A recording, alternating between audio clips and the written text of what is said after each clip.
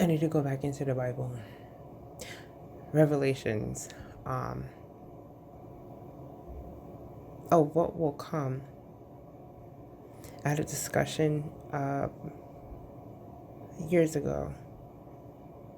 This is with the same guy that did a lot of foul shit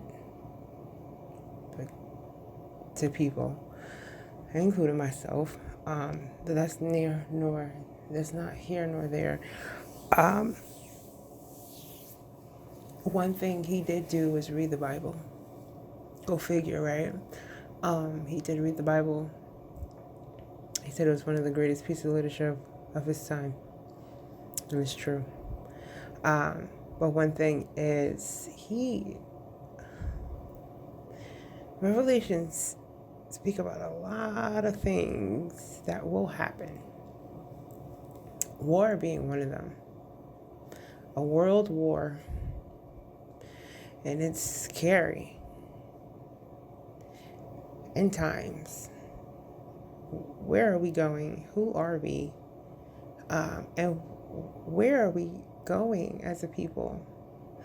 Ukraine. I feel so much for Ukraine. I couldn't imagine.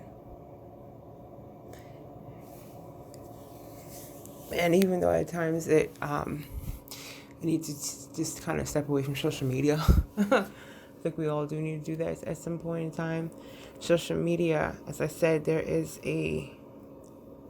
duality in the growth of technology, in the growth of our society. There is a duality, and the positive inputs that technology can produce is that we are aware, and we can stay abreast with what is going on, and not just what media can provide, because sometimes the media is authentic and raw,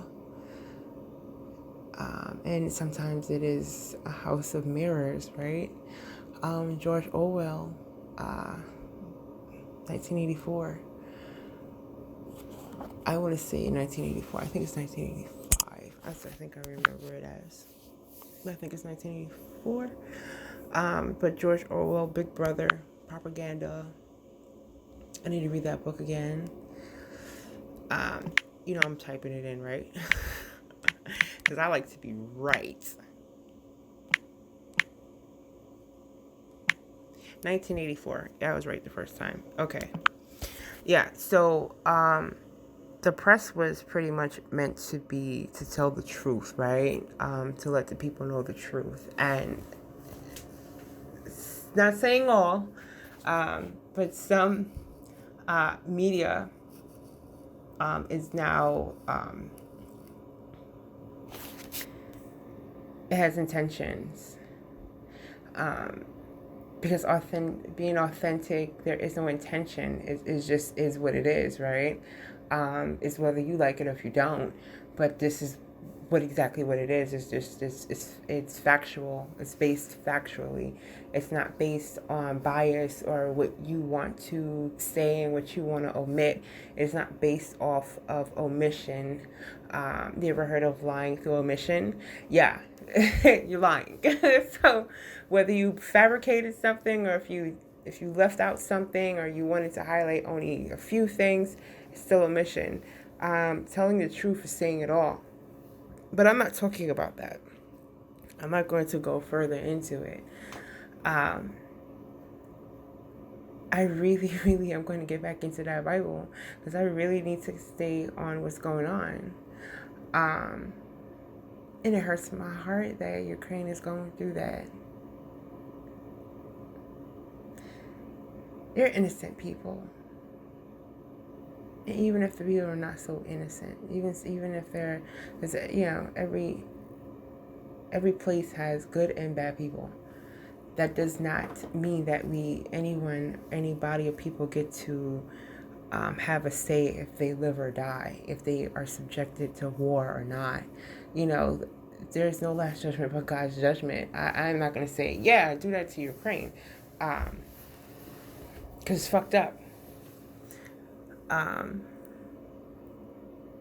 really do pray for you, Ukraine.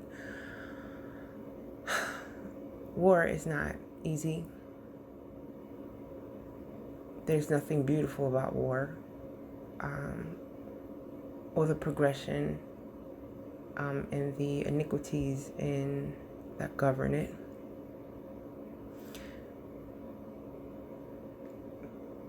Be mindful of what's to come, in our actions, right? And what we pay attention to and entertain. I don't think that what Ukraine's going through right now deserves any kind of jokes, or because there are people that are actually making jokes about it, and that's really like, we're not using our prefrontal lobes at this point, right? You're just not going to do it, are we? Because there are many places that have been oppressed and have been subjugated to war. And I really feel like if people were more mindful of that your family and, your people can be subjugated to these things as well, then people wouldn't be saying any jokes about it. It's really scary, sad. I don't care who you are, what race you are, being petrified and having to leave where you are in fear of your life is something that should never be.